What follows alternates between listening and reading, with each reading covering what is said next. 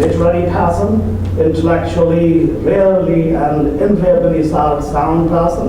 He has written a number of articles. He has PhD in, on a very important topic which has to touch your heart and my heart, like this. He has to speak about Islam, gender, justice, and women, in fact, is the beauty of this universe. Women is the adoration because life creator, she is the creator. She gives new life, she reinvigorates, she re-energizes you, me, and leaves the progeny which is you and me. Sir, my call to you for deliberation on this very important topic which has to touch these learned people around. बहुत शुक्रिया, thank you.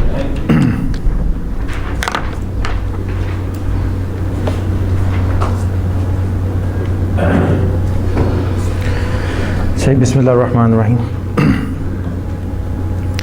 मुझे आमिर भाई ने phone किया और कहा कि gender justice के हवाले से को बात करनी है बेसिकली, और वो ये चाह रहे थे कि जेंडर जस्टिस इन इस्लाम, इसका इस्लाम से एक ताल्लुक़ कायम करके तो ये बताना है कि इस्लाम में जेंडर जस्टिस के हवाले से क्या ख़ास बात है, या इस्लाम के अंदर इस हवाले से क्या तालीमात और अहकामात हैं। तो मेरा बेसिकली एरिया ऑफ स्पेशलाइजेशन है कंपैरेटिव रिलीजन्स, इस्लाम और ईसाईयत के ऊपर। और अगर आप यूट्यूब पे जाएं और मेरा नाम आप उसमें सर्च में डालें डॉक्टर नईम मुश्ताक, तो आपको तकरीबन 150 से ज़ायद वीडियोस मिल जाएंगे जिसमें इस्लाम और ईसाईयत, और आजकल एक बड़ी टर्म मशहूर है और एक फ़ैशन भी है इंटरफेथ डायलॉग का, मुकालमा बैनुल मज़ाहिब का। तो उसके हवाले से भी आपको फुल फ्लेज लेक्चर्स आपको मिल जाएंगे। तो इस हवाले से जो जेंडर जस्टिस है, ये भी जिस तरह आजकल बहुत सारी NGOs की तरफ से स्पेशल मूवमेंट्स हैं जो पाकिस्तान में इस वक्त जारी हैं, तो इंटरफेथ डायलॉग भी एक मूवमेंट थी और अभी भी चल रही है वो। और अभी जेंडर के हवाले से, ख़वातीन के हकूक़ के हवाले से जो मुख्तलिफ़ NGOs के प्लेटफॉर्म से मुख्तलिफ़ मूवमेंट्स हैं वो भी उसमें ज़ोर शोर से जारी हैं। तो मेरे ज़हन में ये था कि जेंडर जस्टिस एक ऐसा टॉपिक है जिससे ऑलमोस्ट आप हर कोई वाकिफ़ है, यानी सबको पता है कि जेंडर जस्टिस के हवाले से क्या बात हो रही है मार्केट में और क्या नहीं हो रही। तो मैं ये सोच रहा था आपको किस हवाले से मैं डिस्कशन यहाँ पे करूँ। अगर आपको वही मवाद देना है जो ऑलरेडी किताबों में भी अवेलेबल है, अगर कोई NGO जेंडर जस्टिस पे काम कर रही है तो उनकी रिपोर्ट्स में भी आपको काफ़ी इन्फॉर्मेशन मिल जाएगी। तो मेरे यहाँ आने का आपको क्या किस तरह से फ़ायदा हो, यानी कि जो डिस्कशन आज हम करें वो कुछ इस तरह से होनी चाहिए कि आप मार्केट में अवेलेबल जितना भी लिटरेचर है अगर आप वो स्टडी करें तो जो डिस्कशन यहाँ पे आज हो वो आपको वहाँ से ना मिले, फिर मैं समझूंगा कि मेरे आने का यहाँ आपको कोई फ़ायदा हुआ है। अदरवाइज़ वही बातें रवायती जो बाहर हम किताबों में भी पढ़ते हैं और रिपीट भी होती हैं, अगर वही यहाँ रेपिटेशन होगी तो फिर एक तरह से हमने वही बातें रिपीट की हैं, कुछ नया नहीं सीखा। तो कुछ नया सीखने के पॉइंट ऑफ व्यू से कुछ चीज़ें ऐसी थी जो मैं समझता हूँ आपके नॉलेज में लाई जानी बहुत ज़रूरी हैं, जिसको अक्सर NGOs या अक्सर लोग जो इन इश्यूज़ के ऊपर काम कर रहे हैं वो छुपाने की कोशिश करते हैं। उसमें कुछ इन्फॉर्मेशन छुपाने की कोशिश करेंगे और कुछ रवैये ऐसे हैं जिनसे बाखबर होना आपके लिए बहुत ज़रूरी है अगर आपने जेंडर इश्यूज़ के ऊपर काम करना है। तो उस हवाले से मैंने फिर कुछ मालूमात इकट्ठी की। मेरा कुछ अपना जो एक्सपीरियंस है इस्लाम और ईसाईयत और इस्लाम और दूसरे मज़हब के हवाले से तहकीक का, वो भी मैंने समझा इसमें ऐड कर दूंगा ताकि एक तरह से बिल्कुल यूनिक स्टडी बन जाए जिस पर आपको अल्हम्दुलिल्लाह मेरी मालूमात के मुताबिक, और मेरी मालूमात मुख्तसर हैं, हो सकता है मैं गलत भी हूँ, मगर मेरी मालूमात के मुताबिक जो इन्फॉर्मेशन आज यहाँ हम डिस्कस करेंगे वो बड़ी कम आपको किताबों में मिलेंगी। और NGO सेक्टर में तो बाज़ औक़ात कोशिश की जाती है कि इन इश्यूज़ पे उस हवाले से बात ना की जाए जिस हवाले से आज हम डिस्कशन करेंगे, क्योंकि उनके कुछ ख़ास मकासद होते हैं। वो मकासद क्या हैं वो आज हम डिस्कस करेंगे थोड़ा सा। तो जो आज की डिस्कशन होगी वो एक तरह से कॉन्सेप्ट्स के इर्द गिर्द होगी कि कुछ कॉन्सेप्चुअल क्लैरिटी मैं चाहूँगा आप लोगों तक पहुँच जाए जो मैंने इकट्ठी की है। बाकी माशाल्लाह आप सब समझदार लोग हैं, तो आप अपने नॉलेज के साथ मेरी इन्फॉर्मेशन को ऐड कीजिएगा तो आप बाखबर होने के साथ साथ शऊर में आपका मज़ीद इजाफ़ा हो जाएगा। आपको ये पता चल जाएगा कि मुख्तलिफ़ जेंडर इश्यूज़ के हवाले से कहाँ से खुफिया तरीके से इस्लाम पर हमले होते हैं बस। तो मेरे दूसरे लफ्ज़ों में आपको ये बताने की थोड़ी सी कोशिश करूँगा कि जेंडर जस्टिस या जेंडर इश्यूज़ पे काम ज़रूर करें, ख़ास वो सेकुलर माइंडसेट के साथ करें, मगर उस प्लेटफॉर्म को इस्लाम पर हमला करने का ज़रिया कभी मत बनने दें। यानी हमने आपस के बाहमी हकूक़ के हवाले से जंग लड़नी है, मगर हकूक़ की आड़ में इस्लाम के अक़ीदे पे हमला नहीं होना चाहिए। This is my point.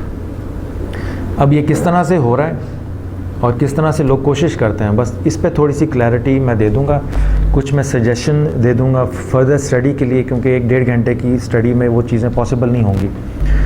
तो कुछ होमवर्क मैं दे दूंगा, कुछ किताबें रेफ़र कर दूंगा। जो चीज़ें, जो इन्फॉर्मेशन, जो कॉन्सेप्ट्स मैं प्रेजेंट करूंगा, उसकी तस्दीक के लिए या तायीद के लिए आपको फर्दर मैं सजेस्ट कर दूंगा रिसोर्सेज। तो इंशाल्लाह जिन इश्यूज़ पे हम बात करेंगे, इन इश्यूज़ के ऊपर इतनी क्लैरिटी डेवलप आपकी हो जाएगी कि आप एक दूसरे के हकूक़ के तहफ़्फ़ुज़ के ऊपर काम करने के साथ साथ अपने अक़ीदे और ईमान का तहफ़्फ़ुज़ भी कर सकेंगे। This is my only point.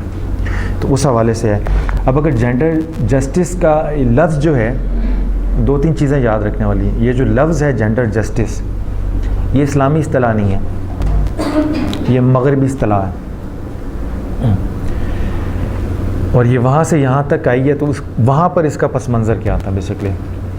तो जब आप जेंडर जस्टिस के ऊपर बात करते हैं, आप इंटरनेट के ऊपर चले जाएं, आप मुख्तलिफ़ NGOs जो काम कर रही हैं, आप उनके काम पे अगर गौर करें तो ये सारे के सारे मोर और लेस ख़वातीन के हकूक़ पे बात करते हैं। यानी जेंडर जस्टिस का एंटायर फोकस ये होगा कि ख़वातीन को मर्दों के मसावी हकूक़ मिल जाएं, या मर्द के जुल्म से निजात कैसे पाई जाए।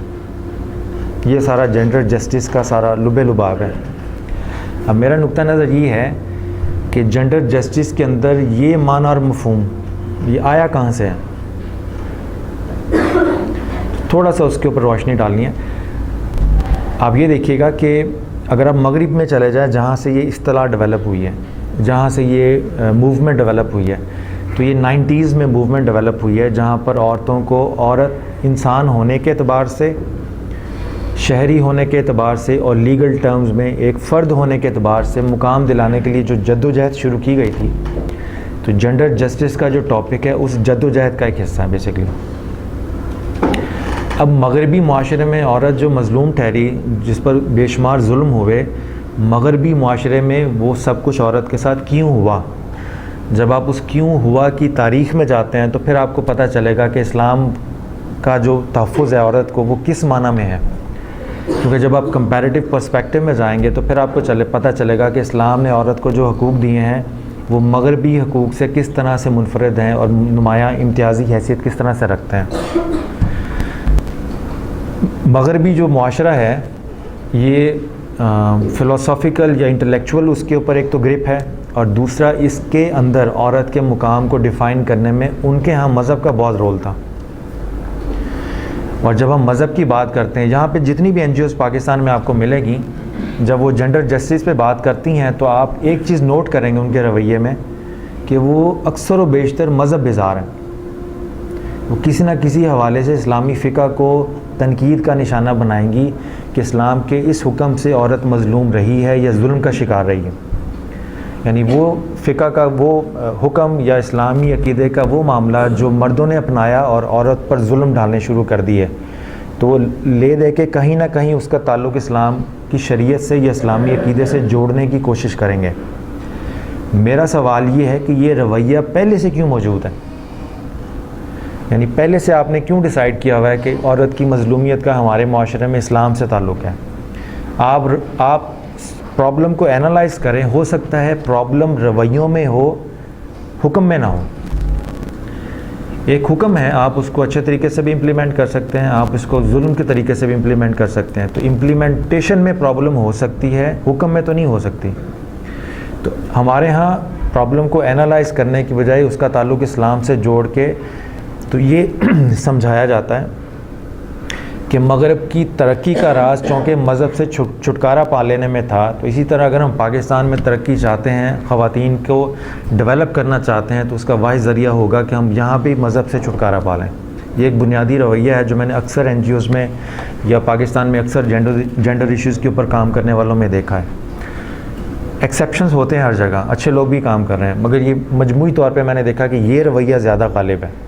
तो ये रवैया मौजूदा NGOs में आया कहाँ से है? ये वहीं से आया है जहाँ से ये टर्म भी निकली है, और ये वहीं से आया है जहाँ से ये मूवमेंट भी डेवलप हुई है। अब जहाँ से ये आया है, अब हम उधर चलते हैं मगरिब में। तो मगरिब में अगर आप देखें तो वहाँ पर अगर आप उनकी हिस्ट्री का जायज़ा लें तो वहाँ पर औरत की मज़लूमियत में मज़हब का रोल भी रहा है। अब जब मज़हब के रोल की बात करते हैं तो हम टर्म यूज़ कर रहे हैं मज़हब, और उसी जब वो अपने मगरिब में किताबें लिखते हैं तो वहाँ लफ्ज़ रिलीजन आ जाता है, और हम जब यहाँ बैठ के वो किताबें पढ़ते हैं अंग्रेज़ी की तो हम रिलीजन को भी इधर इसी तरह इम्प्लीमेंट कर लेते हैं, मगर ये नहीं सोचते कि वहाँ रिलीजन से मुराद इस्लाम नहीं है, वहाँ रिलीजन से मुराद क्रिश्चियनिटी एंड जुडाइज़म है। जबकि वही रिलीजन का लफ्ज़ जब हम यहाँ पढ़े होते हैं तो हम गैर इरादी तौर पर उसको रिलीजन को जब ट्रांसलेट करते हैं उर्दू में गैर शौरी तौर पर तो उसको इस्लाम समझ के पढ़ना शुरू कर देते हैं। तो वहाँ का मुसन्निफ़ जब रिलीजन को तनकीद बना रहा है तो वो इस क्रिश्चियनिटी और जुडाइज़म को बना रहा है, इस्लाम की तो उसको हवा भी नहीं लगी। और उसी को जब हम अपने मुआशरे में तर्जमा करते हैं, पढ़ते हैं, तो हम उसको रिलीजन को क्रिश्चियनिटी या जुडाइज़म में कन्वर्ट नहीं करते, तर्जमे में हम इसको इस्लाम या मज़हब का लफ्ज़ ले लेते हैं। तो हमारे मुआशरे में मज़हब से मुराद तो फ़िक़ा भी है, और हमारे मुआशरे में जब मज़हब का लफ्ज़ बोला जाता है तो इससे मुराद इस्लाम बोला जाता है। तो आप ये देखें कि वो क्या लिख रहा है और उसकी क्या मुराद थी, और हम यहाँ पढ़ के उसकी मुराद को अपनी मुराद में कन्वर्ट कर रहे हैं। यानी वहाँ का मुसन्निफ़ बैठ के मज़हब से मुराद क्रिश्चियनिटी को और जुडाइज़म को क्रिटिसाइज़ कर रहा है, और उसी की किताब जब हमने पाकिस्तान में पढ़नी शुरू की तो लफ्ज़ रिलीजन से मुराद हमने ख़ुद ब खुद इस्लाम ले लिया, हालांकि मुसन्निफ़ ने वहाँ इस्लाम मुराद नहीं लिया। तो वहाँ के मगरबी माशरे में औरत का मुकाम क्या था, सिर्फ थोड़ी सी मैं आपको इसकी हवास कह माजरत थोड़ा सा आपको इसको आइडिया देना चाह रहा हूँ कि वहाँ के मगरब में जब वो मज़हब को क्रिटिसाइज़ करते हैं तो इसका मतलब क्या होता है। क्या वहाँ पर मजहबी पेशवाओं ने अपने मज़हब को बदनाम किया है, या बज़ाते ख़ुद उनके मज़ाहिब में कोई ऐसी शिक है जिससे औरत मज़लूम हुई है या औरत पर जुल्म व सितम हुए हैं। आप में से अक्सर है आपने अगर बाइबल मुक़द्दस पढ़ी हो तो हमारे यहाँ पाकिस्तान में जो उर्दू में बाइबल मुक़द्दस है उसके दो हिस्से हैं, एक है ओल्ड टेस्टामेंट, एक है न्यू टेस्टामेंट। ओल्ड टेस्टामेंट बुनियादी तौर पर यहूदियों की किताब है, तोरा जिसको बोलते हैं, जिसमें पहली 5 किताबें हज़रत मूसा अलैहिस्सलाम की तरफ मंसूब हैं और बाकी उनके यहूदियों की मुक़द्दस इलामी किताबें हैं। तो पाकिस्तान के या दुनिया के जितने भी मसीही हैं उन्होंने अपने मज़हब की मसीहियत की बैकग्राउंड के तौर पर यहूदी किताबों को अपनी मजहबी किताब का हिस्सा बनाया। यहूदियत में बाइबल नाम की कोई चीज़ नहीं है, वहाँ सिर्फ तोरा है या बुक्स ऑफ प्रॉफिट्स हैं बस। लफ्ज़ बाइबल और बाइबल से मुराद इल्हामी किताब ये सिर्फ क्रिश्चियनिटी में है, और उसका जो नया अहदनामा है उसमें वो इंजील के नाम से 4 किताबें हैं और बाकी उनके मसीही रहनुमाओं की किताबें हैं। तो पाकिस्तान में जब आप बाइबल पढ़ेंगे तो उसका जो ओल्ड टेस्टामेंट है वो बेसिकली जूइश बुक्स हैं जिसको उर्दू में ट्रांसलेट करके उन्होंने यहाँ पे रखा है, और जो न्यू टेस्टामेंट है वो बेसिकली ईसाइयों की इलामी किताबें हैं। तो जब हम यहाँ पर ओल्ड टेस्टामेंट पढ़ रहे हैं पाकिस्तान में उर्दू ज़ुबान में तो बज़ाहिर यूँ लगेगा जैसे हम ईसाइयों की मजहबी किताब पढ़ रहे हैं, मगर बुनियादी तौर पर वह यहूदियों की मजहबी किताब है। तो जो यहूदियों की बुनियादी किताब है उसमें जो वाक़या है हज़रत आदम अलैहिस्सलाम का और हज़रत हवा अलैहिस्सलाम का, कि शैतान वर्गलाता है हज़रत हवा अलैहिस्सलाम को कि फल खाना है आपने, और वो फल खाती हैं ख़ुद भी और अपने शौहर को भी देती हैं, और दोनों अल्लाह ताला की नाराज़गी का सबब बनते हैं और जन्नत से निकाले जाते हैं। अब जो बाइबल मुक़द्दस की या यहूदियों की अंडरस्टैंडिंग है ये सारे वाक़े की, वो टोटली इस्लाम की अंडरस्टैंडिंग से डिफरेंट है। बज़ाहिर एक ही लगते हैं, मगर जब आप तफसीलात में जाएंगे तो बड़ी बारीक तफसीलात हैं जिस पे बिल्कुल थियोलॉजी अलहदा हो जाती है। यानी वाक़या एक है मगर उस वाक़े से अख़ज़ क्या करना है आपने, जब आप अख़ज़ करने की बात आती है तो वो बिल्कुल मुख्तलिफ हैं। अब पूरी यहूदियत में और पिछले 2000 साल की जो तारीख़ है ईसाइयत की, जिसमें चर्च ने अथॉरिटी ली कि बाइबल मुक़द्दस को इंटरप्रेट करने का हक़ सिर्फ़ हमारा है, उन्होंने इस वाक़े को जब लिया तो आप ओरिजिनल डॉक्यूमेंट्स क्रिश्चियंस के उठा के देखें, चर्च हिस्ट्री उठा के देखें, पूरी चर्च हिस्ट्री में औरत को शैतान का नुमाइंदा करार दिया गया है इस वजह से कि उसने आदम अलैहिस्सलाम को बहकाया, और ये मर्द को खुदा से दूर ले जाने का सबब बनती है औरत। इसलिए एंटायर 2000 हिस्ट्री जो क्रिश्चियनिटी, अब आके चूँकि चर्च मजबूर हो गया है कि इंटेलेक्चुअल और साइंटिफिक डेवलपमेंट इतनी हो गई है कि 2000 साल तारीख़ में औरत को ये हक़ ही नहीं दिया गया था कि वो पादरी बन सके। अब आके चंद ममालिक में पादरी बन सकती है औरत, मजहबी फरीज़ा सर अंजाम दे सकती है, वरना औरत को इस काबिल नहीं समझा गया कि वो मिंबर पे बैठ के मज़हब की तबलीग कर सके। एक तो ये वाक़या है जिसमें देखना है। दूसरा यहूदियों ही की इल्हामी किताब है जिसको मसीह भी मानते हैं, हज़रत अय्यूब अलैहिस्सलाम जो हमारे नबी हैं, उनकी एक किताब है बाइबल मुक़द्दस में अय्यूब के नाम से, और उसका अय्यूब की किताब का बाब नंबर 14वां है, 14th, और उसमें आयत नंबर 1 से लेके आयत नंबर 4 तक उसमें लिखा हुआ है, इंसान के हवाले से है कि वो बहुत कमज़ोर है, वो बहुत लाचार है, और इस इंसान की कमज़ोरी और खुदा से दूरी को तशबीह ज़रूर इस तरह से दी गई है कि ये वो इंसान है जो औरत से पैदा हुआ है। वो खुदा से दूर इसलिए चला जाता है, वो कमज़ोर इसलिए है कि ये औरत से पैदा हुआ है। और फिर आयत नंबर 4 में लिखा हुआ है कि नापाक चीज़ में से पाक चीज़ कौन निकाल सकता है। औरत की तरफ इशारा है कि जो आदमी नापाक औरत से पैदा हुआ है उसकी तबीयत और फितरत में नापाकी इस वजह से है कि वो औरत से पैदा हुआ है। ठीक है, तो जब उनकी थियोलॉजी में इस तरह की बात होगी, ठीक है ना, तो वो औरत मर्द के बगैर इक्वल कभी स्टेटस पा ही नहीं सकती, उनकी सोच में भी नहीं है, उनके अकीदे में भी नहीं है। ठीक है, ये हल्की फुल्की अगर कभी डिटेल से बात हो ना सिर्फ अकीदे के हवाले से, तो और बड़ी दिलचस्प चीज़ें उसमें। फिर आपको एक और दिलचस्प में जंग का असूल, ये हज़रत मूसा अलैहिस्सलाम की तरफ मंसूब जो तौरात है उसमें से पढ़ के सुना रहा हूँ कि अल्लाह ताला फरमाते हैं, हुक्म देते हैं जंग के अंदर कि अगर जंग में हो, और हुक्म ये है कि अगर कोई जंग हो रही हो तो वो कहते हैं इनमें से जितने भी बच्चे हैं और जितनी शादीशुदा औरतें हैं उनको मार दिया जाए, जान से मार दिया जाए। इसका हवाला है किताब गिनती है, बाब नंबर 31 है, आयत नंबर 17 और 18 है। बच्चे और जितने लड़के यानी जितने मर्द हैं उनको मार दें, जो औरतें शादीशुदा हैं उनको भी मार दें, मगर वो लड़कियां जो मर्द से वाकिफ़ नहीं हैं और छूती हैं अपने लिए ज़िंदा रखो।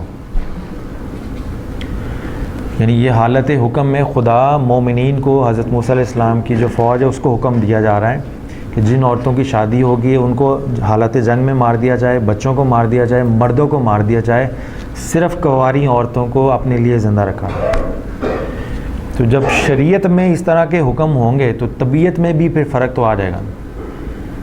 ठीक है, और इसी तरह चर्च के हवाले से ये ईसाइयों की मुक़द्दस किताब है और न्यू टेस्टामेंट। अब हमारे यहाँ जब एक होता है सर पे दुपट्टा रखने का, तो हमारे यहाँ तो कॉन्सेप्ट ये है सर पे दुपट्टा रखने का कि औरत शर्म व हया का पैकर है, तो दुपट्टा उसकी ज़ीनत है। हमारे यहाँ तो इस सेंस में लेते हैं, मगर चर्च के अंदर जो ढांका जाता है सर पे, तो उसमें पौलुस रसूल जो हैं 1 करंथियंस, ये उनकी किताब का नाम है, बाब नंबर 11 है और आयत नंबर 2 से लेके आप इसको 16 तक पढ़ें। वो कहते हैं कि औरत बुनियादी तौर पर मर्द के लिए पैदा हुई है। चूँकि ये मर्द के लिए पैदा हुई है इसलिए इस पर लाजिम है कि महकूम होने के सबब से सर पर दुपट्टा रखें। यानी ये उसकी ग़ुलामी की अलामत है कि उसके सर को जो ढांपेगी तो ये उसके महकूम होने की अलामत है कि ये मर्द के ज़ेरे तसल्लुत है या मर्द की ग़ुलामी में है उसका। तो इक्वलिटी नहीं है। तो जब इस तरह की बातें मगरबी मुआशरे में जाएंगी और पादरी इसको एक्सरसाइज करेंगे, अगर आप 2000 साल तारीख़ उठा के देख लें मगरबी मुआशरे में मज़हब की, तो इन्हीं अहकामात की और भी बेशुमार अहकामात है, ये सिर्फ नमूने के तौर पे दिए। जब वहाँ के पादरी औरतों के साथ इस सलूक को खुदा की रज़ा समझ के रखेंगे तो औरत तो मज़लूम ठहरेगी। फिर वहाँ का मुसन्निफ़ जब मज़हब के हवाले से तनकीद करेगा तो वो किसी हद तक ठीक भी है कि मज़हब ने औरत को वहाँ मज़लूम रखने में और मर्द को ज़ालिम बनाने में अपना एक किरदार अदा किया है। इसीलिए आप कैथोलिक चर्च की 2000 साल तारीख उठा के देख लें, उनके अंदर पिछले 2000 साल तारीख में एक भी वलीउल्लाह औरत पैदा नहीं हुई।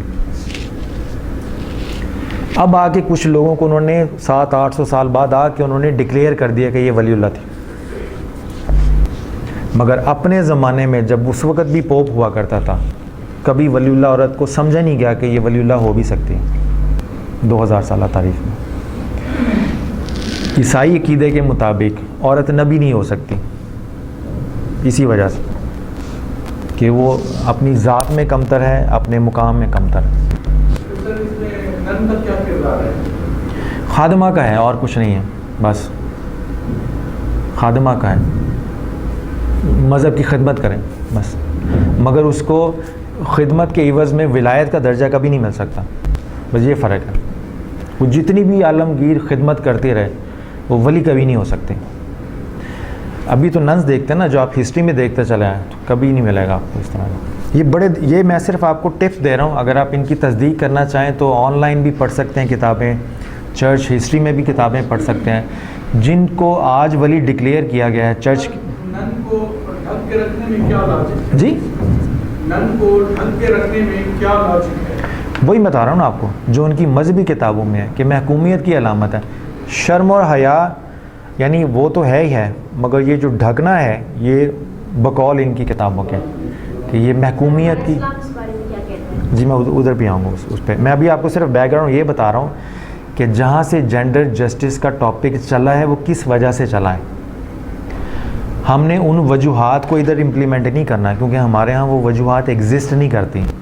हमारे यहाँ जेंडर जस्टिस का मतलब चेंज हो जाएगा जब यहाँ टॉपिक आएगा। हमारे यहाँ जेंडर जस्टिस का मतलब ये हो जाएगा कि इस्लाम ने औरत को जो तकद्दुस और इज़्ज़त फ़राहम की है, और हमारे मुआशरे का मर्द अपनी जहालत के सबब से जो उससे महरूम है, मर्द को उसका एहसास दिलाया जाए। मर्द को उसका एहसास दिलाना है।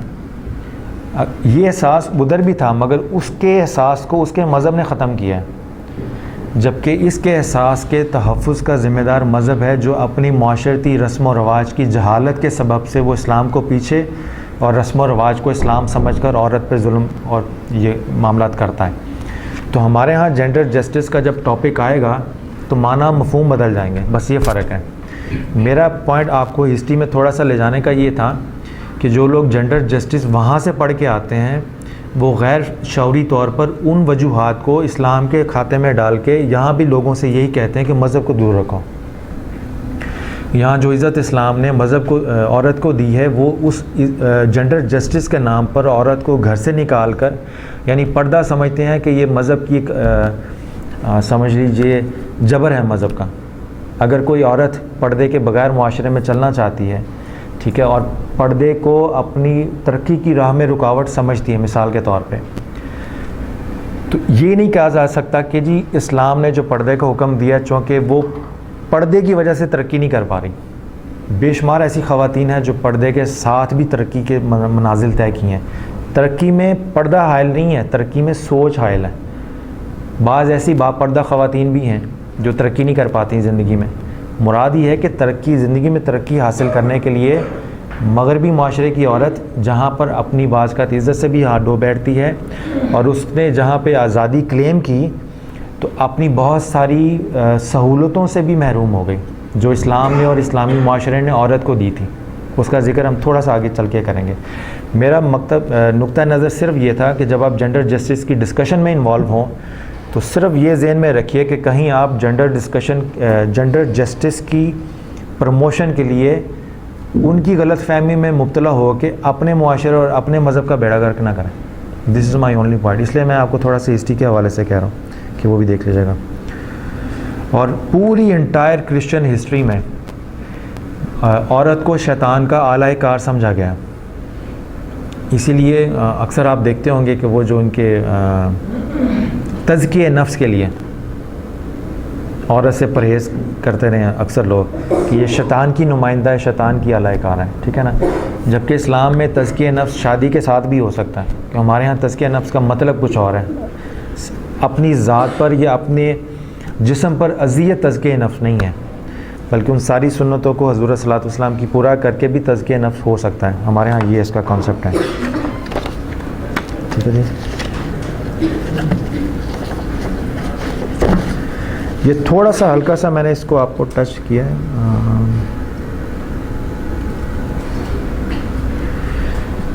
अब चूँकि जेंडर जस्टिस में ज़्यादा इंटायर फोकस होता है औरतों के हवाले से, ठीक है जी। अब औरतों के हवाले से थोड़ा सा फ़र्क एक और भी ज़हन में रख लिए कि जेंडर जस्टिस का जो टॉपिक है औरतों के साथ अटैच होने के साथ साथ ये ह्यूमन राइट से भी लिंक्ड है। हमारे यहाँ जो ह्यूमन राइट्स के हवाले से जो डिस्कशंस होती है इसमें भी एक बुनियादी फ़र्क है, और वो फ़र्क ये है कि जब आप जेंडर जस्टिस का मौजू पाकिस्तान में इम्प्लीमेंट करते हैं तो दोनों माशरों का एक बुनियादी फ़र्क है, और वो फ़र्क ये है कि मगरिब में जो ह्यूमन राइट्स का कॉन्सेप्ट है ये एंटायरली बेस्ड करता है बुनियादी कॉन्सेप्ट पे कि वहाँ पर जो सोसाइटी की सोर्स ऑफ पावर है वो अवाम है। यानी जेंडर जस्टिस में यही देखना ना कि इसके लिए क्या अच्छा है और इसके लिए क्या बुरा है, मगर अच्छा बुरे का फ़ैसला किस बेसिस पे करेंगे। जो चीज़ वहाँ अच्छी समझी जाती है हो सकता है हमारे माशरे में हराम कंसिडर हो, जो चीज़ यहाँ अच्छी समझी जाती है हो सकता है वो उसको पसंद ना करें।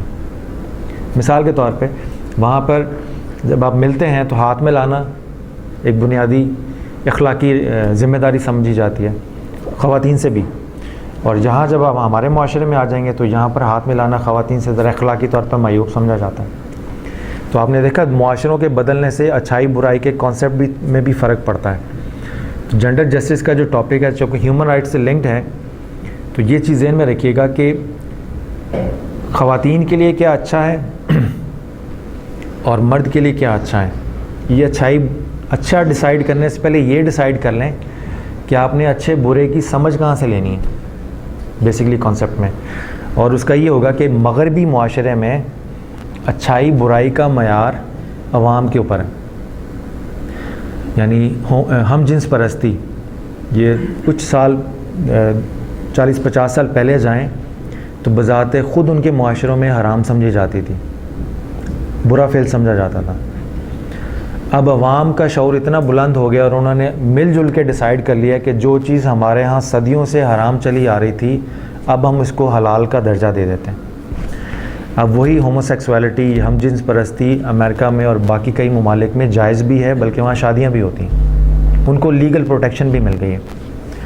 तो मगरबी माशरे में अच्छा क्या है बुरा क्या है इसका डिसीजन अवाम करते हैं, अवाम के ऊपर इन चेक एंड बैलेंस कोई नहीं है। जबकि हमारे माशरे में या किसी भी इस्लामी माशरे में अवाम के ऊपर वैल्यूज़ बेस नहीं करती। हमारे यहाँ अवाम के ऊपर चेक एंड बैलेंस जो है वो कुरान और सुन्नत का है। यानी हमारे माशरे में अगर लोगों ने मिलजुल के ये डिसाइड करना है कि हमारे लिए क्या अच्छा है हमारे लिए क्या बुरा है, तो वो सारे लोग मिलजुल के जो डिसीजन लेंगे उसको कुरान और सुन्नत के ऊपर अप्लाई करके देखेंगे कहीं कुरान और सुन्नत भी इसकी इजाज़त देते हैं या नहीं देते। तो हमारे यहाँ चेक एंड बैलेंस हमारी सोसाइटीज़ के ऊपर कुरान और सुन्नत का है। इस हवाले से हमारे यहाँ जो ह्यूमन राइट्स की बाज़ वैल्यूज़ हैं वो परमानेंट हैं, चेंज नहीं होती। अगर इस्लाम ने औरत को एक तकद्दुस एक इज़्ज़त दी है तो आगे चल के कुछ लोग सोसाइटी के अगर सारे डिसाइड कर लें कि औरत से वो एहतराम और वो इज़्ज़त वापस ले ली जाए तो ले ही नहीं सकते, इसलिए कि हमारी सोसाइटीज़ का जो फाइनल चेक एंड बैलेंस है जो जहाँ से हमें अच्छाई बुराई की समझ आती है वो कुरान और सुन्नत की बेस पे है।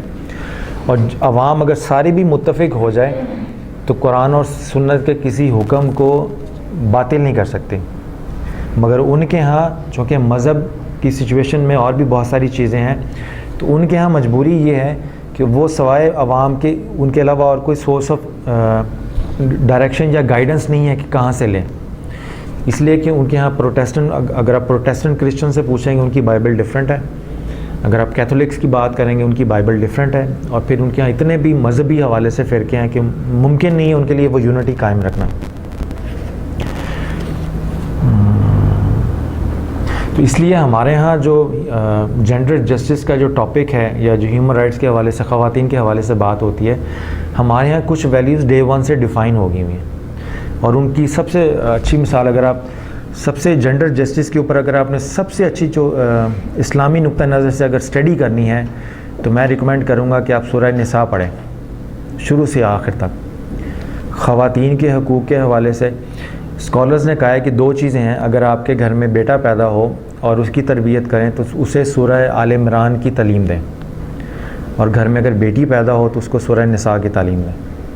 आल इमरान की इसलिए कि मर्द जब घर से निकलता है अपने काम काज के लिए तो उसको बेशुमार जगहों पर मुख्तलिफ़ मज़ाहिब और मुख्तलिफ़ फ़िरक़े के लोगों से मुलाकात होती है।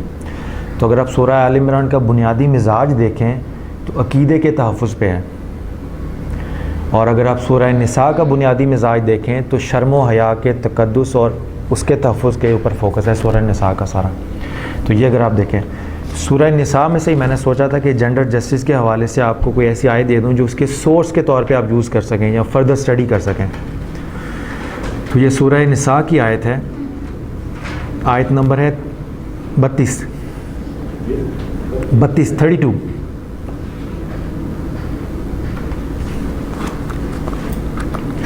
और इसका तर्जमा है, और तुम इस चीज़ की तमन्ना ना किया करो जिसमें अल्लाह ने तुम में से बाज़ को बाज़ पर फजीलत दी है।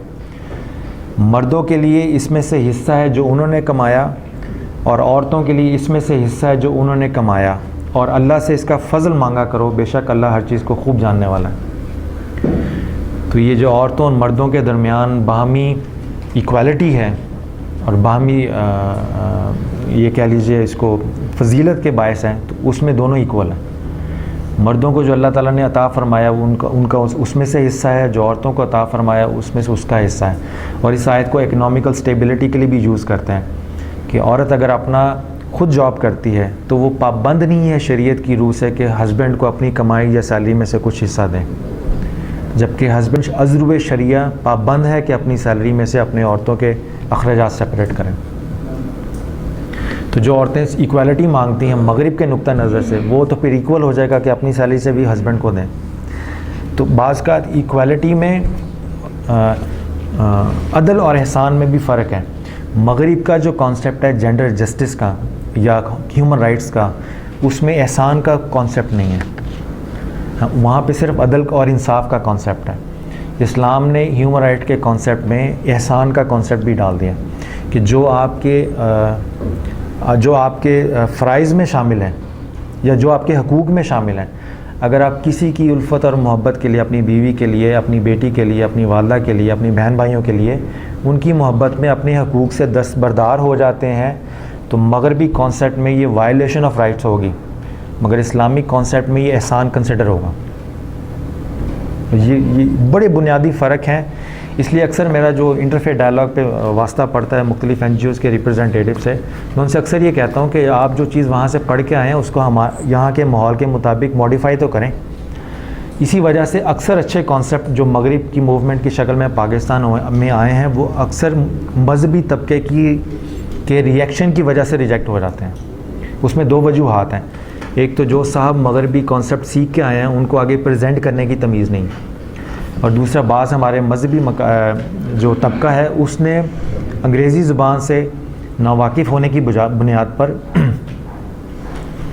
और शरीयत इस्लामिया की डेप्थ से भी नावाकिफ़ होने की बुनियाद पर उन कॉन्सेप्ट को गैर इस्लामी समझ लिया। तो आप ये देखिएगा कि वो भी गलत फ़हमी में मुब्तला है कि उन्होंने पढ़ा और उनके पढ़ने का जो वो किताब वहाँ से पढ़ के आ रहे हैं मगरिब से, मुसन्निफ़ का माना और मफ़हूम नहीं समझा, बस लफ्ज़ ले लिए और वो लफ्ज़ ला के मिनोन यहाँ पे अप्लाई कर दिया। और हमारे यहाँ के जो लोग हैं उन्होंने भी शरीयत इस्लामिया को वो पुरानी फ़िक़ा की किताबों तक ही महदूद रखा है, इज्तिहाद नहीं किया कि वही कुरान और सुन्नत की रोशनी में वो सारे अहकामात। फ़र्क सिर्फ इतना, कॉन्सेप्ट वही है जो कुरान और सुन्नत में अवेलेबल है। औरत के इज़्ज़त और तक़द्दुस और एहतराम का जो कॉन्सेप्ट है, अगर आप इसको जेंडर जस्टिस में कन्वर्ट करने से वो गैर इस्लामी नहीं हो जाता। इस्तिलाह बदलने से कोई चीज़ हलाल की हराम नहीं हो जाएगी, असल स्पिरिट के ऊपर जाना चाहिए। और एक बड़ी अच्छी आयत है इसी की, सूरह निसा की आयत नंबर 34, अभी 32 पढ़ी 34, कि मर्द औरतों पर मुहाफ़िज़ व मुंतज़िम है इसलिए कि अल्लाह ने इनमें से बाज़ को बाज़ पर फजीलत दी है। अब ये जो आयत है ना, मर्द औरतों पर मुहाफ़िज़ हैं, आप अक्सर मेरा ज़ाती तजर्बा है, अक्सर उलमाए कराम इससे मुराद ये लेते हैं कि औरत मर्द की महकूम है, मुलाजिम है, परचेज्ड प्रॉपर्टी है, इस आयत का ये मतलब लेंगे। हालांकि इसका मतलब ये है कि मर्द औरतों के इज़्ज़त, एहतराम और तक़द्दुस का मुहाफ़िज़ है, वो उसके मुआशी ज़िम्मेदारियों का भी मुहाफ़िज़ है। यानी जो मतलब था उसका बिल्कुल उलट कर दिया तर्जमा करने वालों ने। तर्जमा करने वाले से मुराद ये कि समझने वालों ने और समझाने वालों ने। तो अगर इस आयत की तफसीर में भी आप किताबें पढ़ें तो मर्द पर दोहरी ज़िम्मेदारी आयद होती है कि वह औरतों के ना सिर्फ ज़रूरियात ज़िंदगी का मुहाफ़िज़ है बल्कि उनकी मौजूदगी में और उनकी गैर मौजूदगी में उनकी इज़्ज़त और एहतराम का भी मुहाफ़िज़ है। हज़ूर सल्लल्लाहु अलैहि वसल्लम की एक हदीस है, बड़े कम लोगों ने सुनी है। वो ये है कि आपसे फरमाया कि जाहिल आदमी की और अक्लमंद आदमी की अलामत क्या है। तो आपने फरमाया कि जाहिल आदमी अपनी बीवी पर गालिब होगा और अक्लमंद आदमी पर उसकी बीवी गालिब होगी।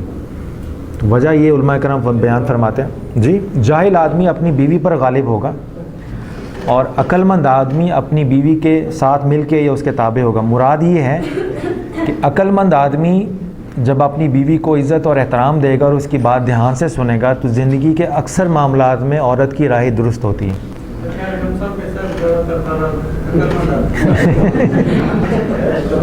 ठीक है, बस ये सुनते हैं, घर नहीं बताते जी।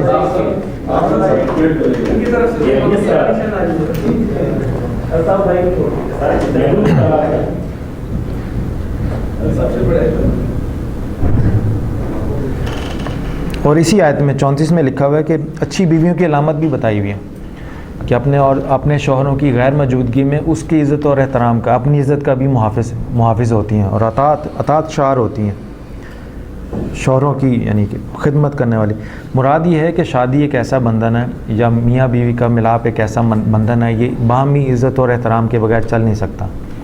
इसीलिए सबसे ज़्यादा नापसंदीदा अमल जो है वो तलाक़ का है, मगर वो रखा इसलिए कि खुदा न खास्ता कभी उस तक नौबत पहुँच जाए तो उसमें भी अलहदगी हो जाए। और सूरह निसा में भी आप ग़ालिबन ये आयत पढ़ेंगे कि ये भी शरीयत का हुक्म है, जब अलहदगी होती है तो जो कोई माल तुम औरत को दे चुके हो वो वापस नहीं लो, ये उसको दे दो। यानी तलाक़ में भी अल्लाह ताला ने एहसान का हुक्म दिया है, अदल का नहीं। ठीक है, इसी तरह जेंडर जस्टिस में चूँकि आप जितना भी मटीरियल पढ़ेंगे नेट पे या बुक्स पे तो वो चूँकि ख़वातीन के हवाले से ही है, तो बेटी के हवाले से भी थोड़ा सा मैं बयान कर देता हूँ कि बेटी के हवाले से ये कि हमारे यहाँ अक्सर बदकिस्मती ये प्रॉब्लम है कि बेटा हो जाए तो खुशी करते हैं और बेटी हो तो नाउमीदी का या परेशानी का इजहार करते हैं। तो सूरह आल इमरान पढ़ लीजिएगा जिसमें अल्लाह ताला फरमाते हैं कि इमरान की बीवी ने दुआ की कि या अल्लाह अगर मुझे कोई औलाद हो तो मैं इसको आपकी बारगाह के लिए वक्फ़ कर दूँगी। तो यानी अगर कोई ऐसी औलाद हो जो मैं अल्लाह ताला की खिदमत के लिए, उसके दीन की खिदमत के लिए वक्फ़ कर दूँगी, तो अल्लाह ताला ने बेटा नहीं अता फरमाया था, वो हज़रत मरीम अलैहिस्सलाम पैदा हुई थी। तो अल्लाह ताला ने अपनी बारगाह में अपनी खिदमत के लिए बेटी को मुंतखब फरमाया था। ठीक है ना, और उस बेटी से फिर एक नबी भी पैदा हुआ। ठीक है ना, तो बेटियों का मुकाम अगर कोई आदमी कुरान से, इस्लाम की शरीयत से वाकिफ़ है तो कम नहीं है। जी जी, जब वो बीबी मरियम पैदा हुई तो उस वक्त बीबी उम्मा ने ये कहा कि जाना जब मैंने नियत वादी की या न्याज की थी तो उस वक्त मेरी नियत ये थी कि मुझे बेटा होगा। जी जी, मुराद ये है ना वो बेटा होगा। बेटा को बुरी चीज़ नहीं होती, बट मैं ये कह रहा हूँ कि जब अल्लाह ताला फजल करते हैं ना तो ज़्यादा फजल करने पे आए तो बेटी अता फरमाते हैं। मेरा सिर्फ जी अर्ज करने के लिए उस वक्त भी ये कॉन्सेप्ट था क्या? नहीं, उस वक्त जो है बीबी होना नहीं, वो तो उसमें ही है ना, कॉन्सेप्ट तो हर जगह भी है। ठीक है ना, मगर बेटे की तलाश देखें ना, बेटे की ख्वाहिश करना बुरी बात नहीं, शरीयत ने इजाज़त दी है। मगर मैं बेटे की ख्वाहिश इसलिए करूं कि बेटी हो जाए तो मुझे नुकसान होगा, ये नीयत पे डिपेंड करता है ना। अगर मेरी ख्वाहिश के पीछे वो कॉन्सेप्ट अगर हो तो फिर मेरी वो दरख्वास्त तमन्ना बजाते ख़ुद अच्छी नहीं होगी। मुराद ये है कि बेटे की भी अल्लाह की रहमत है, बेटियाँ भी अल्लाह की रहमत है। अब मिसाल के तौर पर मैं आपको एक अपना ज़ाती वाक़या बताता हूँ। मेरी दो बेटियाँ हैं। मेरी पहली बेटी हुई, उसका नाम मैंने फ़ातिमा रखा, हज़रत बीबी फ़ातिमा के हवाले से। मेरी दूसरी बेटी, उसका नाम मैंने ज़ैनब रखा, हज़रत बीबी ज़ैनब रज़ी अल्लाह ताला अन्हा के हवाले से। तो मैं अपने दोस्त की दुकान पे बैठा हुआ था, तो वो वैसे मजाक में मुझे प्यार से कहने लगा कि मैं आपको कोई वजीफ़ा बताऊँगा, आप वो पढ़िएगा तो उससे अल्लाह ताला आपको इंशाल्लाह बेटे की नेमत से नवाजेंगे। तो मैंने कहा मुझे आप ये बताइए कि जब मैं वजीफ़ा पढ़ रहा हूँ तो मैं क्या जहन में रखूँ, अल्लाह से उसका फ़ज़ल मांगूँ या अपनी ख्वाहिश मांगूँ? तो उसने कहा अल्लाह का फ़ज़ल मांगना चाहिए। तो मैंने कहा मैंने फ़ज़ल मांगा था, मेरे लिए जो फ़ज़ल था वो आ गया। अगर बेटी की शक्ल में हो तो वो मेरे लिए बेहतर है, अगर बेटे की शक्ल में हो वो मेरे लिए बेहतर है। सूरह बकरा में पढ़िएगा, आयत मेरे इसको ज़हन में नहीं है। कुरान पाक में औरत और मर्द का जो मर्दानगी का जो कॉन्सेप्ट है वो जिन्स से रिलेटेड नहीं है। बाज़ ऐसी औरतें जो सुबह शाम अल्लाह ताला की इबादत करें और शरीयत इस्लामिया पे पाबंद हों तो कुरान पाक की नज़र में वो मर्द हैं सिफाती तौर पर। जिस तरह मौलाना रूम ने कहा कि अगर एक आदमी बिल्ली की सी हरकतें करता है तो बज़ाहिर वो इंसान है मगर सिफाती तौर पे वो बिल्ली। तो सिफ़ात के एतबार से मर्दानगी का जो कुरान पाक का कॉन्सेप्ट है वो किरदार के ऊपर है। तो बाज़ अगर आप तारीख़ इस्लामी में भी देखें औरतों ने मर्दों के शाना बशाना काम किया, बाज़ मर्दों से भी बढ़ के आगे निकली हैं। तो कुरान पाक ने औरत और मर्द का जो कॉन्सेप्ट दिया है वो सेक्सुअल डिफरेंसेस की वजह से नहीं है। सेक्सुअल डिफरेंसेस में उनको अपने अपने रोल दे दिए हैं, मगर खुदा ने अपनी कुर्बत में ज़िंदगी को गुजारने में आगे निभाने में सिफ़ात पे ज़्यादा ज़ोर दिया है, जिन्स पे नहीं। तो अगर अल्लाह ताला ने मुझे बेटी अता की है तो अगर मैं उसको बेटा समझ के पालूँ तो जो सिफ़ात मैं अपने बेटे में देख रहा हूँ वो बेटी में क्यों नहीं पैदा हो सकते हैं, ठीक है ना। और अगर बेटा नाफरमान निकल आए तो मैं ख्वाहिश नहीं करूँगा कि यार काश इससे अच्छी मेरी बेटी थी जो मुझसे ज़्यादा मोहब्बत करती।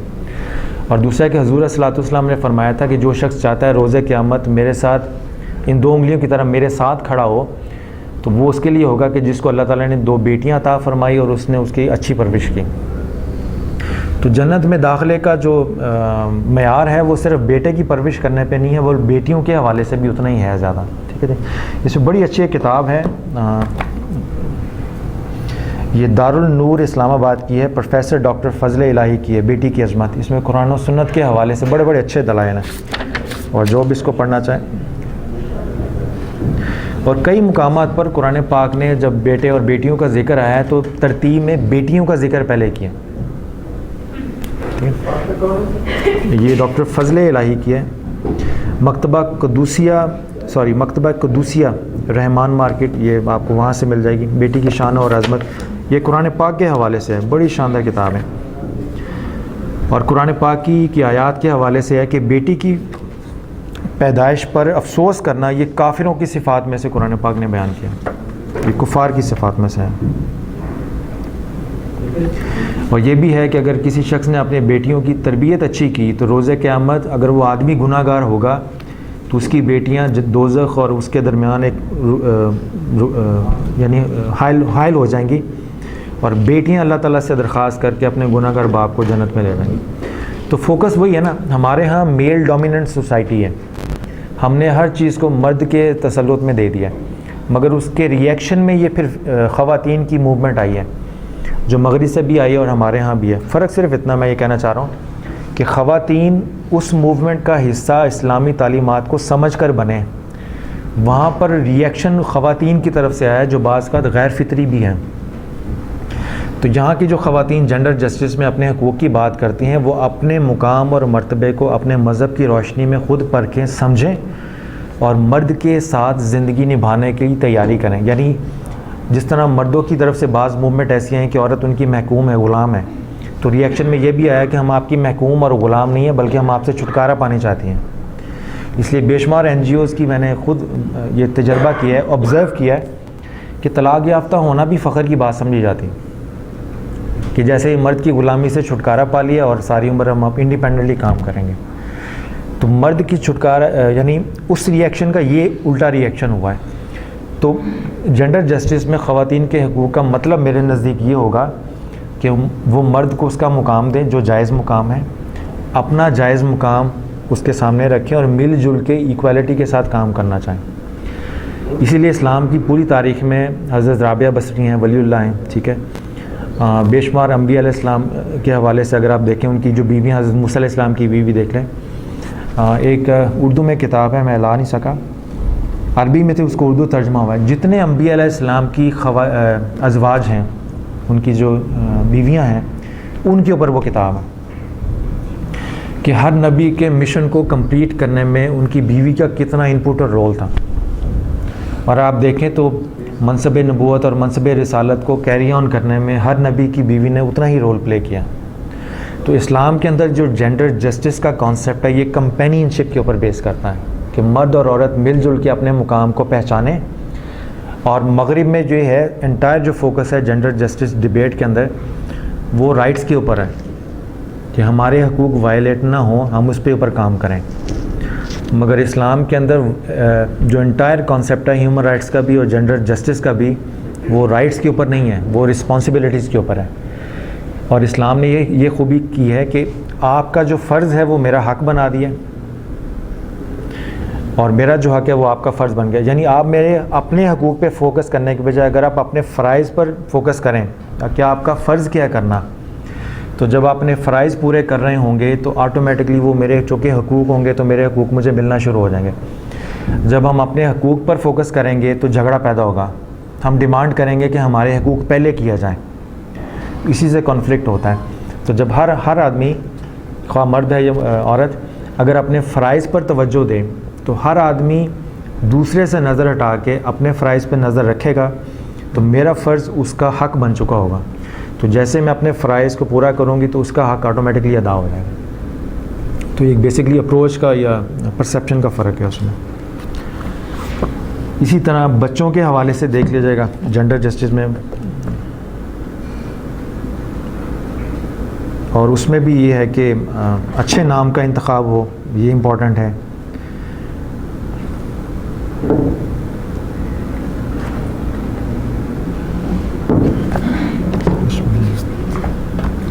यानी ये जनरलाइज्ड फॉर्म में मैं मुख्तलिफ़ चीज़ें आपसे डिस्कस कर रहा हूँ, सिर्फ कॉन्सेप्ट मैं चाह रहा हूँ क्लियर हो जाए, बाकी आप समझ लेना, खुद ही समझ जाएंगे कि किस किस के हवाले से क्या है। चलिए, जो आप एहसान की बात कर रहे हैं उससे भी ये कॉन्सेप्ट हमारे दिमाग में है कि मर्द औरत पे एहसान कर रहा है, नहीं तो कोई सेकेंडरी फॉर्म में आ गई एहसान। देखें औरत का जो आदम की एंटरटेनमेंट के लिए जो होते हैं तो उसकी पसली में से औरत आई है। एंटरटेनमेंट मैं भी कह रहा हूँ ना, जब हम गुफ्तगू करते हैं ना तो बाहमी गुफ्तगू में जो हम लफ्ज़ इस्तेमाल करते हैं हमारे अक्सर लफ्ज़ मुहावराती होते हैं, टेक्निकल मीनिंग में नहीं होते हैं। अगर मैं अपनी बीवी को ख़र्चा देता हूँ महीने का, ठीक है ना, तो ये उसका हक़ है, मेरा फ़र्ज़ है, मैं इस पर एहसान नहीं कर रहा। मगर जिस रस्म व रवाज में मैं ज़िंदगी गुजार रहा हूँ उसमें फ़राइज़ भी एहसान बन जाते हैं। यू गॉट द पॉइंट कि हमने अगर थोड़ा सा भी अपना फ़रीज़ा अदा किया तो हम चूँकि मर्दानगी के नशे में मुब्तला हैं तो हम अपने फ़राइज़ को भी एहसान समझ के कर रहे हैं, जिसकी इस्लाम ने कतन कोई इजाज़त नहीं दी। This is what I mean. तो हमारे अक्सर गुफ्तगू में जो हम इस्लामी इस्तिलाहात इस्तेमाल करते हैं, अगर आप उसके यूज़ पे जाएँ कि किस तरह से इस्तेमाल करते हैं, तो अक्सर अपने सियाक़ व सबाक़ से हट के इस्तेमाल हो रही होती हैं। जितनी भी आपने बातें की उसमें यही था ना कि मर्द इस तरह से करे, औरत के साथ ये करना चाहिए, ये करना चाहिए, लेकिन जहाँ पे आप शरीफ में देखिए कहीं पे ऐसा नहीं है कि औरत, जैसे मर्द का कहते हैं कि जन्नत में जाएगा तो दूध की नहरें बह रही होंगी और पूरे मिलेंगे उसको, तो कहीं पे भी औरत के लिए कोई शहजादा मिल जाता। वैसे ये हदीस है, वो तो खैर अगर शोहर चाहेगा तो अपनी बीवी अगर तो उसको जन्नत नहीं, सिर्फ शौहर पे नहीं है, दोनों का ज़ाती है। अगर जो हदीस में इस्लाम में है कि अगर मियाँ बीवी में यहाँ बाहमी उल्फत और मोहब्बत है तो पहली ऑप्शन अल्लाह ताला बतौर इनाम उनको ये देंगे कि अगर वो मिलजुल के जन्नत में रहना चाहें वहीं भी तो पॉसिबल है। सिर्फ ये नहीं कि अगर मैं चाहता हूँ मेरी औरत वही ज़मीन वाली रहे और औरत कह रही मैं नहीं, तो ज़बरदस्ती, ऐसा नहीं। बट ये है कि ये छोटे छोटे टॉपिक ऐसे हैं। अब मगर मैं ये कह रहा हूँ, मुराद ये है, मुराद ये अभी हमारे पाकिस्तान में जो चैलेंजेस हैं, पहला चैलेंज तो ये है कि लीगली पॉइंट ऑफ व्यू से आप औरत लॉ को और मुआशरे को पाबंद करें कि जो उसके जायज़ हकूक़ हैं औरतों के वो उसको मिलने चाहिए। नंबर एक बात, पहला चैलेंज तो ये है। इसलिए लॉ में भी कई चीज़ें ऐसी हैं जो रिप्लेस होने वाली हैं मामलात के हवाले से। दूसरी बात ये है कि हम आजकल पाकिस्तान में क्या करते हैं, आप में से और हम में से हर एक का कोई ना कोई मसलक तो होगा ना। कोई मसलक देवबंद से किसी का ताल्लुक़ है, कोई मसलक अहले उससे ताल्लुक़ है, तो हर मसलक के आलिम दीन ने कोई ना कोई कुरान पाक की तफसीर पढ़ी है। हम उस तफसीर को शरीयत इस्लामिया का लुबे लुबाब समझ के अपने घर में इम्प्लीमेंट करने की कोशिश करते हैं बग़ैर सोचे समझे। जब तफासीर लिखे जाती हैं कुरान पाक की, तो हर मुफस्सिर अपने हालात के वाक़यात को या मसाइब को या प्रॉब्लम्स को मद्देनज़र रख कर मजमूई तौर पर तफसीर का एक मिजाज मुतय्यन करता है, उसी के मुताबिक वो तफसीर लिखी जाती है। अब जिस तरह जेंडर जस्टिस का टॉपिक है, तो इस पर आपको बेशुमार ख़वातीन के हकूक़ के हवाले से किताबें मिल जाएंगी, मगर प्रॉब्लम ये होगा कि वो सारी की सारी किताबें जो हैं वो इस्लामी इस्तिलाह में, इस्लामिक लैंग्वेज में लिखी हुई हैं, जो मगरिब की NGO का नुमाइंदा या वहाँ का रिप्रेजेंटेटिव अपने लिए प्रॉब्लम समझता है, क्योंकि वो वहाँ मज़हब से मुराद जो पढ़ के आया हुआ है वो इस्लाम को भी उसी खाते में ले आएगा। तो जो NGO मुख्तलिफ प्लेटफार्म पे काम कर रही हैं जेंडर जस्टिस के नाम से, मैं समझता हूँ उनके फ़राइज़ में ये शामिल है कि अपनी कॉज़ को बदनाम करने के लिए वो इस्लाम पे हमले ना करें या गलत फ़हमी में या कम इल्मी की शक्ल में इस्लाम के मतलब गलत फ़हमी ना फैलाएँ, वरना उनकी अच्छी कॉज़ भी बदनाम हो जाएगी। बल्कि अपनी कॉज़ को मजबूत करने के लिए इस्लामी अहकामात और तालीमात को उसमें ऐड करें। अगर हम मुख्तलिफ NGOs की रिपोर्ट्स को पढ़ें तो उनकी सारी लैंग्वेज मगरबी होती है। जिस तरह उनकी सारी लैंग्वेज मगरबी होने से वो काफिर डिक्लेयर नहीं हो जाते, इस तरह अगर किसी ने उर्दू में इस्लामिक टर्मिनोलॉजी के हवाले से उसी इशू पे कोई किताब लिख दी है तो ज़रूरी नहीं वो भी उनके किसी जेंडर इशू के ख़िलाफ़ ही होगी। लोग मुख्तलिफ परसेप्शंस में, मुख्तलिफ लैंग्वेज के तंग दायरे में कैद रह के मामलात को हल करना चाहते हैं। This is the problem. Gender justice अगर इंग्लिश में डिस्कस होगा तो वो खिलाफ इस्लाम नहीं हो जाएगा। आपको अगर इस्लाम की बुनियादी रूह का पता है तो आप समझ जाएंगी कि ज़ुबान मुख्तलिफ है मगर बात वही हो रही है जो कुरान और सुन्नत ने की है। इसी तरह अगर कोई मौलवी साहब पढ़ रहे हैं या कोई आलिम दीन ऐसा है जिसको अंग्रेज़ी आती है, तो अगर वो भी बात पढ़ रहा है तो उसके लिए क्लैश नहीं होगा। क्लैश में मेरे ख़्याल में ज़्यादातर ये हुआ है कि अभी जिस मुआशरे में आप और हम रह रहे हैं ये ज़वाल पजीर मुआशरा है, ठीक है। इसमें अगर आप मुझसे पूछते हैं मैं मुसलमान हूँ, जी मैं मुसलमान हूँ, आपका किस मसलक से ताल्लुक़ है, अगर मैं कहूँ जी मेरा मसला कोई नहीं है। आप मुझसे पूछें आपका किस जमात से ताल्लुक़ है, मैं कहूँ जी मेरा किसी जमात से ताल्लुक़ नहीं है, तो आपको या जो जनरल रवैया है हमारे माशरे का, आपको मेरा इस्लाम भी मशकूक लगेगा। यानी आजकल तो रिक्वायरमेंट है कि अकेले मुसलमान होना काफ़ी नहीं है, आपकी किसी न किसी मसलक से या किसी न किसी जमात से अटैचमेंट भी हो तो तब आप मुसलमान डिक्लेयर होंगे, वरना समझेंगे आपको नया फ़िरका। हम इस तरह के माशरे में रह रहे हैं जहाँ हमें अपनी दीनी पहचान को किसी जमात के किसी बानी से मुंसलिक करने में ही खैर आफियत है। मेरा पॉइंट ऑफ व्यू ये है कि जब आप ये कहते हैं मैं मुसलमान हूँ तो आप अपनी पहचान को किसकी ज़ात के साथ अटैच कर रहे हैं, हुज़ूर सल्लल्लाहु अलैहि वसल्लम की ज़ात के साथ अटैच कर रहे हैं। क्या वो अटैचमेंट काफ़ी नहीं है कि आपको किसी मसलक के बुज़ुर्ग के साथ अटैच होना ज़रूरी है? तो यानी हम जिस मुआशरे में बैठ के अपने हकूक़ और फ़राइज़ के ऊपर बात कर रहे हैं, हमें ये भी देखना होगा कि उस मुआशरे का इल्मी हवाले से और मुआशरती हवाले से ज़वाल का मुकाम क्या है, बस ये है इसमें। तो जब भी आपने जेंडर जस्टिस के हवाले से औरतों के हकूक़ पे बात करनी है तो औरतों के हकूक़ उस वक़्त तक पूरे नहीं हो सकते जब मर्दों को उनके जायज़ हकूक़ भी ना मिलें। यानी जेंडर जस्टिस डिबेट को सिर्फ औरतों की प्रमोशन या औरतों के मुकाम को प्रमोट करने की अगर आप डिस्कशन बना देंगे तो बदकिस्मती से केस अच्छा है, वकील कमज़ोर है, और अक्सर ऐसे वकील हैं जो ख़ुद तलाक़ याफ्ता हैं। तो जो ख़ुद तलाक़ याफ्ता होकर फ़ख्र महसूस करके औरतों के लिए प्रमोशन कर रहे हैं वो जो शादीशुदा औरतें हैं उनके लिए भी ख़तरे का बायस है। आप सुबह के मॉर्निंग शो देखें, अब ये फ़ैशन हो गया कि हर मॉर्निंग शो में ख़ातून बैठी होंगी, ठीक है ना। इससे ये प्रमोशन देना चाह रहे हैं कि हमारे माशरे में औरतों को उनके हकूक़ मिल गए। और एक दो प्रोग्राम मुझे भी सुनने का इत्तफ़ाक़ हुआ कि बड़े दीदा दिलेरी के साथ एक ख़ातून ने फ़ोन किया कि उनके हस्बैंड के साथ प्रॉब्लम है, तो बजाय ये मशवरा दें कि आप अपने हस्बैंड के साथ मिल के उस गलत फ़हमी को दूर करके अपने घर के हुस्न को कायम रखें, उनकी तलाक़ ले लें। जैसे तलाक़ एक बड़ा बड़ा ईजी सा ऑप्शन है। तो इस तरह के अच्छे केसेस जब बुरे वकीलों के पास आ जाएं तो केस का बेड़ा गर्क ही होता है, और बुरे वकीलों की वजह से किसी अच्छे केस को रिजेक्ट भी नहीं करना चाहिए। This is my only point, ठीक है ना। तो ये एक जनरलाइज डिस्कशन है। एक तो ये आपको मैंने किताब रिकमेंड कर दी, जितना हो सके अगर आपने औरतों के हकूक़ के हवाले से भी पढ़ना है तो जनरल मैं टिप दे रहा हूँ कि हज़रत सईदा फ़ातिमा ज़ोहरा रज़ी अल्लाह ताला अन्हा की सीरत के हवाले से पढ़ें, हज़ूर सल्लल्लाहु अलैहि वसल्लम का उनसे जो सलूक था वो पढ़ें, बेटी के हकूक़ आपको मुकम्मल तौर पर उनकी सीरत और तबीयत में नज़र आ जाएंगे। इस तरह बीवियों के हकूक़ क्या होते हैं, तो हज़रत आयशा रज़ी अल्लाह ताला अन्हा और बाकी उम्महातुल मोमिनीन के हवाले से हुज़ूर सल्लल्लाहु अलैहि वसल्लम का जो ताल्लुक़ था आप उसके हवाले से पढ़ लेते हैं। सिर्फ़ कोशिश ये करें कि अगर किसी की इबारत से कोई ऐसा तासुर उभरता है कि मर्द जो है हाकिम है औरत पे और औरत उसकी महकूम है या ग़ुलाम है, तो ये ज़हन में रख लिया करें कि ये इस्लाम की तालीमात नहीं, उस मुसन्निफ़ की कम इल्मी है या उसके अपने कॉन्सेप्ट क्लियर नहीं है। बाज़ औक़ात हम किसी किताब के मुसन्निफ़ को पढ़ रहे होते हैं तो वो सारी चीज़ें इस तरह से पढ़ते हैं जैसे यही कुरान है। भाई वो इस मुसन्निफ़ की अंडरस्टैंडिंग है जो आप पढ़ रहे हैं। अगर आपको उससे बुरा तासुर मिला तो उसको छोड़ के किसी अच्छे मुसन्निफ़ की किताब पढ़ लें जिसने औरतों के मुकाम को प्रॉपर्ली तरीके से डिफ़ाइन किए हैं। किसी एक किताब को पढ़ लेने से पूरा कॉन्सेप्ट समझ में नहीं आता।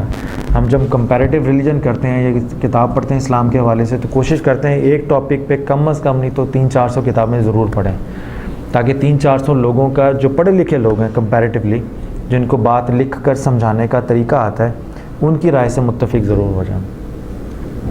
और कई ऐसे मामलात हैं जो मॉडर्न टेक्नोलॉजी की पैदावार हैं, उसमें कुरान और सुन्नत को मद्देनज़र रखते हुए आप उसमें चाहें तो आगे डिस्कशन कर सकते हैं।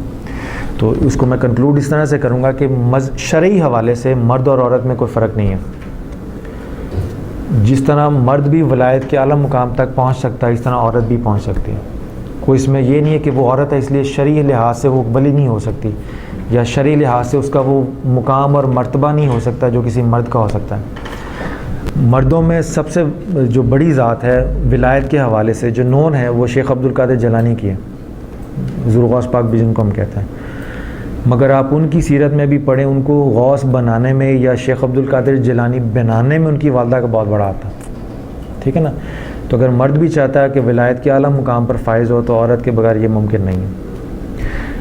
कुछ केसेस ऐसे होते हैं, जैसे आखिरी एक लतीफ़े पे ख़त्म कर दूँगा कि एक बहुत बड़े वलीउल्लाह थे, तो उनकी बीवी जो थी हर वक्त उनको कोसती रहती थी।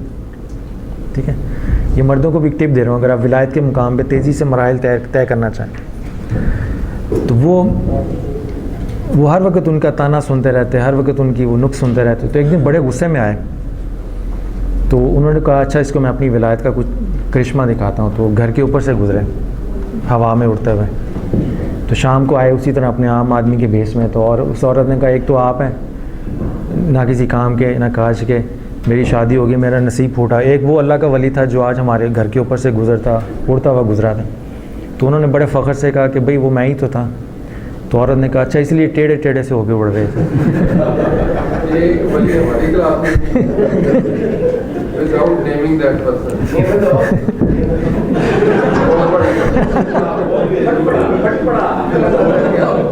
तो बाज़ का होता ये है कि ये लतीफ़ा तो खैर अपनी जगह, मगर इससे मैं जो सबक लेता हूँ, अखज़ लेता हूँ कि अगर कभी आप सूरह निसा पढ़ लीजिएगा, उसमें ही ये आयत है। अल्लाह ताला फरमाते हैं कि अगर कभी ऐसा हो जाए कि आप समझते हैं आपका शरीका हयात आपके शायान शान नहीं है, तो उसको बजाय ये कि अपनी ज़िंदगी से निकाल दें या वो कॉन्फ्लिक्ट को लेके आगे चलें, तो कोशिश करें उस पर एहसान मोहब्बत से पेश आएँ और उस पर मेहनत करके उसको अपने शायान शान बनाने की कोशिश करें।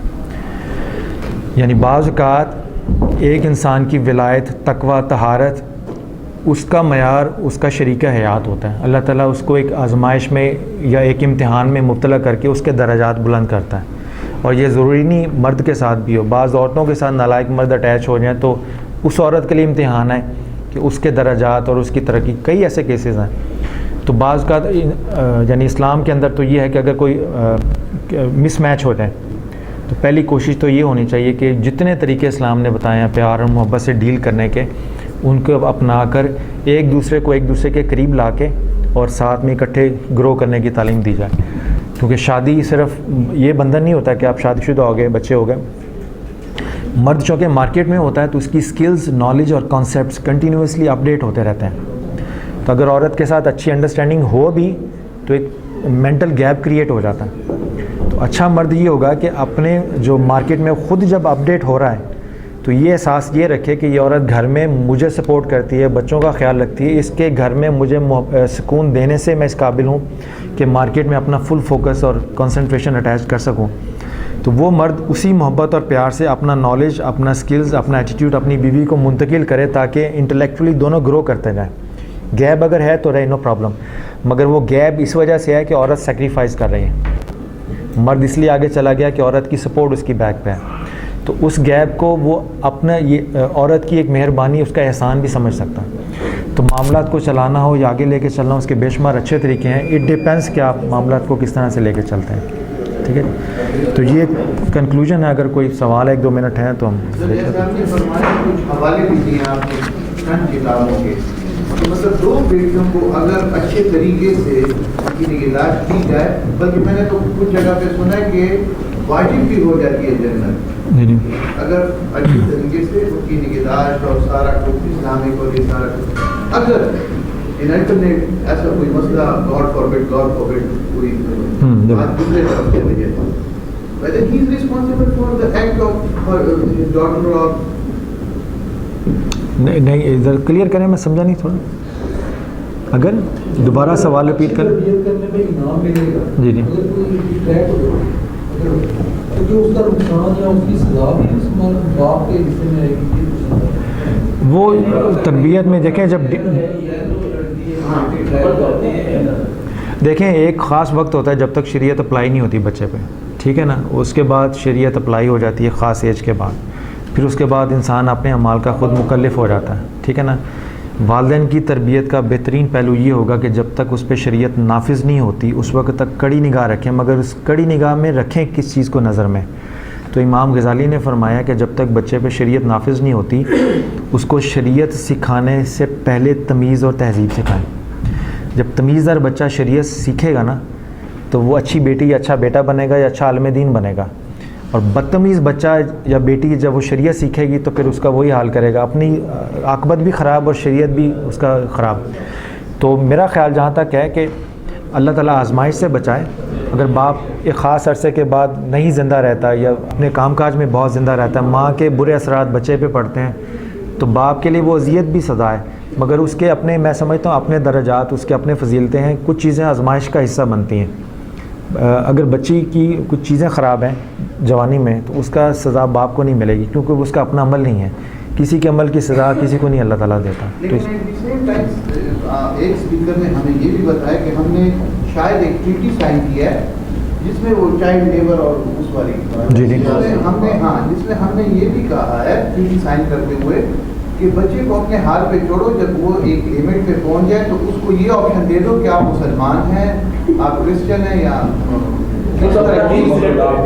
भी हमने साइन। मैंने वही गुजारिश शुरू में की थी कि बास मैं उसमें, अगर आप यूट्यूब पे जाएं तो मेरे इंटरफेथ डायलॉग के ऊपर 3-3, 4-4 घंटे के लेक्चर्स हैं, फुल कंप्लीट। पाकिस्तान में जितने भी एक्सपर्ट हैं सो कॉल्ड इंटरफेथ डायलॉग पे, उनके कोई भी वीडियोस आप देखेंगे नहीं यूट्यूब पे। इसलिए नहीं देखते कि उनमें से अक्सर का काम होता है एनजीओज़ के साथ, और एनजीओज़ का अपना एक ख़ास मिजाज है। मगर मेरे फुल फ्लेज यानी कि 3-3 दिन तक मुस्तकिल जो सुबह से शाम तक वर्कशॉप्स हैं वो भी यूट्यूब पे मुकम्मल अवेलेबल हैं। इसलिए अवेलेबल हैं कि मैं चाहता हूँ लोगों तक ये फ़िक्र ख़ास तौर पे पहुँचे। मेरा अपना ज़ाती नुक्ता नज़र है, मैं ज़ाती इसलिए कह रहा हूँ कि आपको इख्तलाफ का हक़ हासिल है कि मुख्तलिफ़ एनजीओज़ के प्लेटफॉर्म से हमारे मुआशरे का में से ये कोशिश जारी है कि इस्लाम निकल जाए, बाकी मुआशरा वहीं रहे। यानी मुख्तलिफ़ एनजीओ में ह्यूमन राइट्स के नाम पर, इंटरफेथ डायलॉग के नाम पर, चाइल्ड लेबर के नाम पर, ख़वातीन के हकूक़ के नाम पर इस्लामी शरीयत को चाहते हैं कि मुआशरे के मिजाज का हिस्सा ना रहे, ताकि आगे चल के वो फिर एक नई मूवमेंट डेवलप करें जिसमें ये कह सकें कि स्टेट का मज़हब से कोई ताल्लुक़ नहीं होता, इसलिए पाकिस्तान के आइन से और पाकिस्तान में से गैर इस्लाम सेपरेट हो जाए। इस्लाम एक प्राइवेट इंस्टीट्यूशन के तौर पे तो रहे, आपका मेरा ज़ाती मसला तो रहे, मगर इज्तिमाई सतह पर ये कौमी असम्बली का मसला ना रहे, ये सेनेट का मसला ना रहे, और पाकिस्तान की पूरी आवाम का मसला ना रहे। उनके यहाँ प्रॉब्लम ये था कि उनके यहाँ उनके मज़हब में इतनी सख्त नहीं थी कि वो स्टेट का साथ दे सकता, इसलिए मजबूरन चर्च एंड स्टेट सेपरेट हो गए। हमारे मज़हब में स्टेट को ना सिर्फ साथ देने का बल्कि स्टेट को कंट्रोल करने का पूरा निज़ाम है। प्रॉब्लम यह है कि जब वो ये सारी चीज़ें आहिस्ता आहिस्ता सेपरेट करेंगे ना तो फिर उसमें नॉन मुस्लिम्स को अपने मज़हब की तबलीग करने का इंसानी हकूक़ के नाम पर फुल इख्तियार हो जाएगा। फिर वो चाहते हैं कि अगर कोई मुसलमान हो के नॉन मुस्लिम हो गया उस पर एतराज़ ना हो। फिर वो चाहते हैं कि अगर किसी मुसलमान बच्ची का किसी नॉन मुस्लिम बच्चे से शादी हो जाए उस पर एतराज़ ना हो। तो मेरी अपनी राय में अगर आप यूट्यूब पे सुन लेंगे तो डिटेल डिस्कशंस हैं कि ये सारे का सारा इस्लाम दुश्मनी का एक ख़ास मखसूस नई सदी का चैलेंज है और टैक्टिस हैं। पहले किताबें लिख के करते थे, पादरी आ जाते थे चर्च में, मुनाजरे होते थे। अब ये मुनाजरे वाला माहौल ख़त्म हो गया, अब ये खुफिया मुनाजरों वाला या साजिशों वाला दौर चला है। इसलिए मैंने कहा था कि आपके सामने जब भी कोई वेस्टर्न मूवमेंट आती है किसी NGO की शक्ल में, उसको इस्लामी तालीमात की रोशनी में एनालाइज कर लें।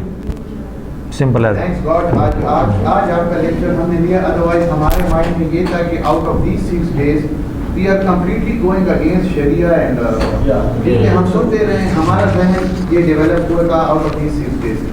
आपके लेक्चर पे सुना तो वापस हुआ कि नहीं। चलो थैंक यू। ओके जनाब,